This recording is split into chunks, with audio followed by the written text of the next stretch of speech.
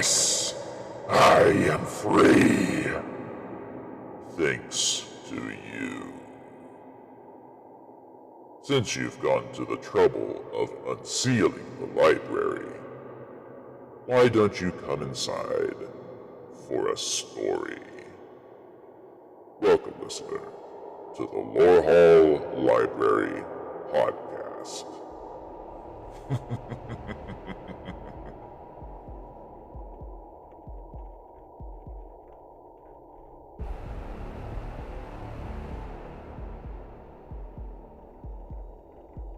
Hello, and welcome to the pilot episode of Lorehall Library. My name is Wentz Hesselman, and here I'll be sharing my original tales of all things terrific and terrifying, fantastic and frightening, suspense, horror, and even some fantasy to keep things interesting. Each episode should fit within your lunch break, so you have something to look forward to at work. Let's start our first show the right way. Light the candles, open the books, and let the shadows read to you.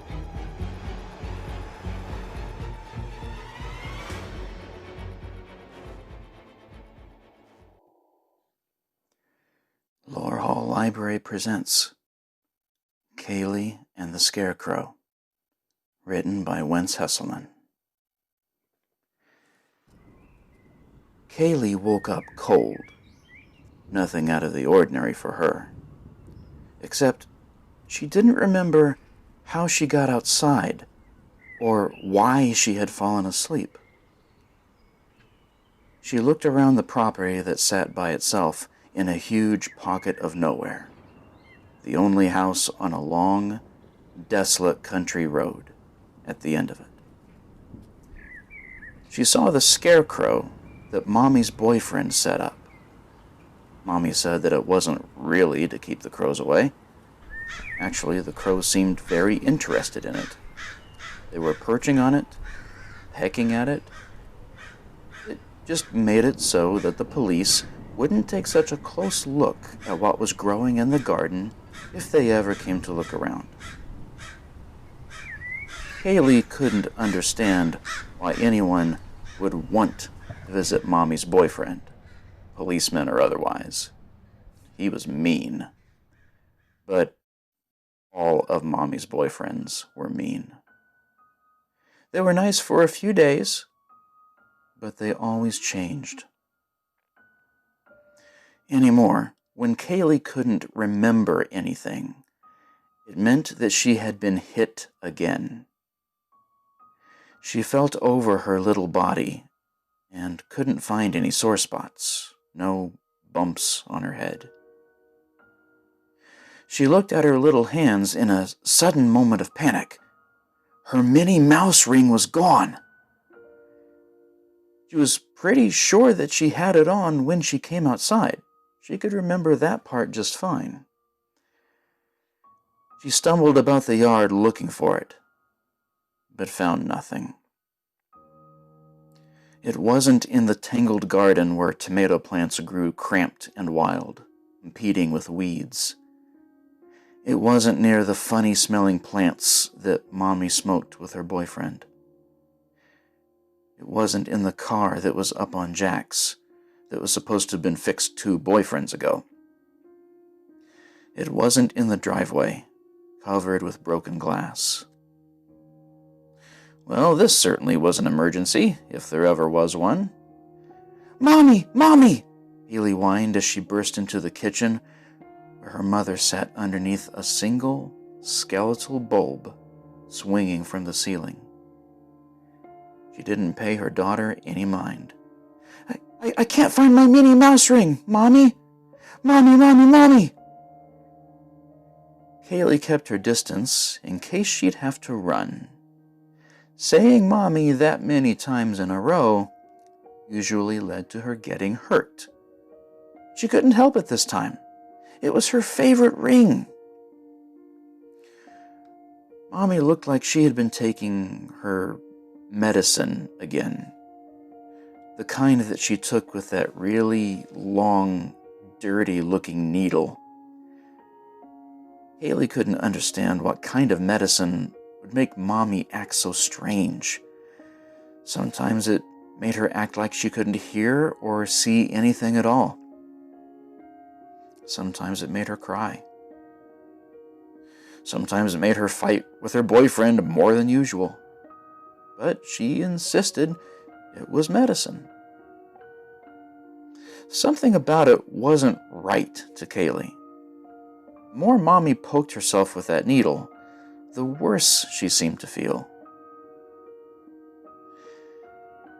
Kayli grew brave for a few seconds and put her tiny hand on her mother's shoulder and jumped up and down, saying, "Mommy!" as quickly as she could enunciate. Nothing. She must have taken a lot of that medicine. Kayli was startled when she heard the kitchen door open and close. She didn't know that Mommy's boyfriend was home. He usually slammed the door, but this time he didn't. Kayli ran and waited in the hallway. Sweaty, smoky, ugly smell warned of the man's presence. The usual snarl in his features was softened. He tried doing what Kayli had done, putting his hand on Mommy's shoulder. She immediately brushed him off as if he were a spider. He said, searching for words. I'm gonna go get some food for us. Kayli's eyes lit up. Food sounded great. She hadn't eaten since, well, she couldn't remember. She lost all sense of the danger she could be in, and she trotted into the kitchen. Mommy, Mommy, can I have a Happy Meal? A Happy Meal with a toy? Kayli's babbling didn't get her mother to do so much as blink. Kayli caught herself all too late, realizing she lost control before he was gone. But he didn't react to her either. He scooped up his keys and he left, not slamming the door a second time. Something about that bothered Kayli. It meant that something really serious had happened, something that she must have slept through. The little girl passed the wait for her meal by doing laps around her mother and the kitchen table. She expected that she would be told to stop that. The rebuke never came. Something really serious must have happened. Even though the door didn't slam, sound of it still made Kayli jump when Mommy's boyfriend came back. She bounced with excitement at the thought of hot food and a brand new toy. He only had food for him and for Mommy. 2 boring grown-up meals, and nothing for Kayli. He sat his food in front of an empty chair, and he sat hers firmly in front of her, as if it were a given that she'd eat. Tears appeared as if by magic and rolled down Mommy's cheek, down her wrist, onto her elbow. This upset him. He yelled like he was holding the outburst in for a long time. He grabbed a claw full of fries and threw them at her. She yelled back with just as much force. Kayli escaped from the kitchen. She ran into Copper, their one-eyed golden retriever. He didn't have only one eye, for Mommy got this boyfriend. Copper looked right at Kayli, which was somewhat reassuring. She was starting to think that she was invisible. She reached out to pet the old dog, but he shied away from her and slinked off to take shelter from the domestic storm in the kitchen. Kayli wasn't sure what to do, so she went to her room. Someone, surely Mommy, had taken the time to pick up her room, which never ever happened. Kayli took the whole thing in with wide, dark eyes, having forgotten what a clean room looked like. She didn't want to ruin it, but she wanted to play.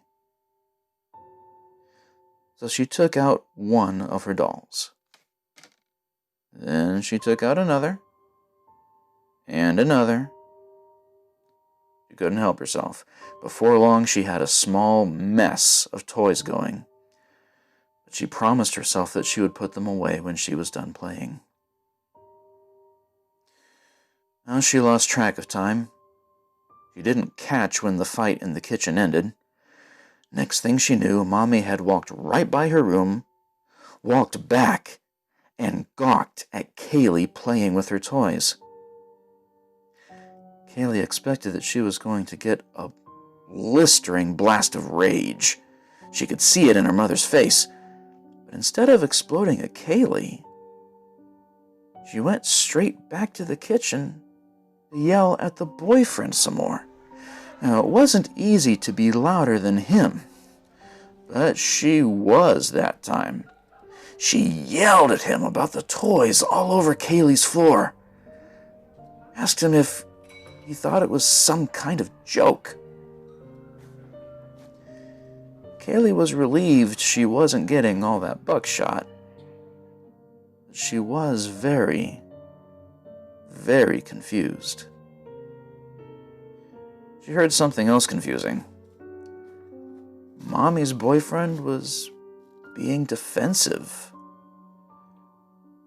But it was plain as day that she was the one that got her toys out. She began to feel afraid. Wasn't sure why. Hopper poked his one orange eye in Kayli's bedroom and sniffed at the scene, as if puzzled himself. He left as soon as Kayli reached for him. It was getting late, and Kayli sat on her bed, waiting for Mommy to come say goodnight and tuck her in. Mommy missed lots of things, but she almost never missed night-night time. The darkness outside deepened, and there was no Mommy. Kayli was about to go bouncing after her mom when she made another horrifying discovery. Her blankie was missing. It wasn't on her bed where she left it. Maybe it had gotten put away when her room was cleaned. Kayli was caught in that foolish, single-minded pocket of thought, where caution leaves her completely, and she boldly entered Mommy's bedroom. "Mommy, Mommy, Mommy," she said. But her plea bounced off of the solid wall of her mother's snoring. Kayli reached up and turned on the light. Immediately her mother shrieked, jarring her boyfriend from sleep. He reacted by punching her and calling her a bunch of names that didn't sound nice, even though Kayli didn't know what they meant. She slipped out of the bedroom, more confused, more afraid than ever. By that point, she was usually getting a beating along with Mommy. So far, nothing. She resigned herself to putting herself to bed, even though she wasn't going to sleep without her blankie. Doing without her Minnie Mouse ring was one thing. Doing without her blankie was almost worse than being beaten. She lay in the darkness of her room like a stone slab, staring up at the ceiling. There was more to her insomnia than her ring and her blankie. It was as if somebody else's eyes opened when hers closed, and they stared until she just had to look around. When she did, there there was nothing to see. But the feeling persisted, no matter how tightly she screwed her eyes shut, and she tossed and turned. She couldn't take it. She got out of bed and began looking for what made her feel so strange. She hadn't put away her dolls. She looked each one of them in the eye, but the weird feeling wasn't coming from them. She got a lump in her throat when she looked at the window. Maybe what was making her feel funny wasn't in her room at all, but out there. She got on her tiptoes and looked outside at the world bathed in moonlight. The feeling got so much stronger, she felt like she had a fever all over her skin. It was very, very uncomfortable. It made her little heart hit her away like a trembling bunny. For a long time she stood there, torn between hiding under her bed and searching for whatever was out there. Then she saw the dark shape of the Scarecrow, barely traced out by the moon's ethereal glow. That was it. Despite its lack of a face, its gaze was boring into her, calling to her. Her senses were screaming at her to get away from the window and not dare to even glance at it for the rest of the night. She couldn't. Something was out there with the Scarecrow, behind its eyeless, unblinking laser beam stare. One foot in front of the other, Kayli navigated the endless pits of shadows that dominated the house, and she stepped out into the cool night. Insects sang, enjoying their time before the first real frost would hit. She staggered up to the Scarecrow. It loomed over her like all the strangers she had been told not to go near.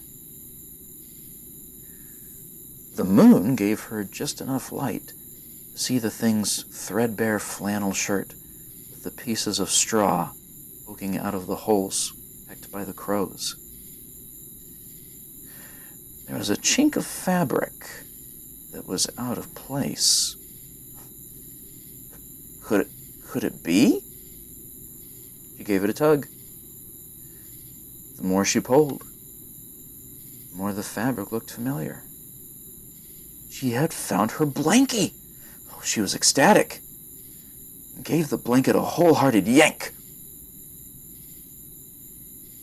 Something clammy and cold and heavy flopped out of the opening and slapped her arm. She jumped back with a squeal. It was an arm. The limp, curled fingers were purple. On one of them was her Minnie Mouse ring. Fright became confusion. Was there someone inside the Scarecrow? Pulling on the blanket further revealed that someone was wrapped inside of it. Dark hair began to poke out. Hair that looked an awful lot like hers. And then there it was. An eye staring out through the opening in the shirt. The eye that she felt staring at her while she was trying to sleep. It was the same color as her eyes, except cloudy, papery, unseeing like the Scarecrow. Kayli pushed the blanket back inside the Scarecrow with trembling fingers.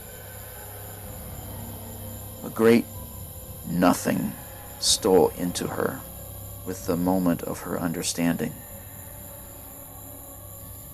She looked at the moon, looked at the sky with its silent choir of stars. She looked at the road that the driveway led to. She always wondered where it went. What sort of fantastic places it could take her. Places without shouting or fists or mommy's bad medicine. Places where the kind of men that mommy liked couldn't find Kayli. But that didn't matter anymore. She didn't know what she was going to do next. She just knew that she wasn't in a hurry to decide. She came into Mommy's bedroom. Boyfriend was gone, so she invited herself into bed. Her mother shivered in her sleep and hugged the blankets. Kayli snuggled her closely, something that used to get her sent back to her room. She had forgotten how good it felt to be that close to her. Maybe she wasn't going to go anywhere. Maybe she'd stay right there.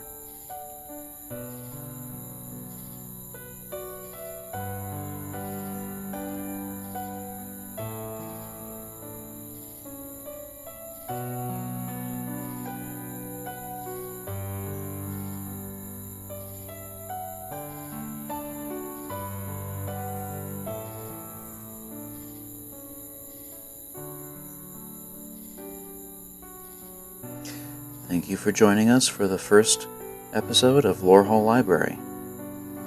What did you think? Well, if you liked it, there's going to be more. Credits for sound design and sound effects. Some were by myself, Wentz Hesselman. Others are too many to mention, so they'll be in the show notes, credited to their proper sources.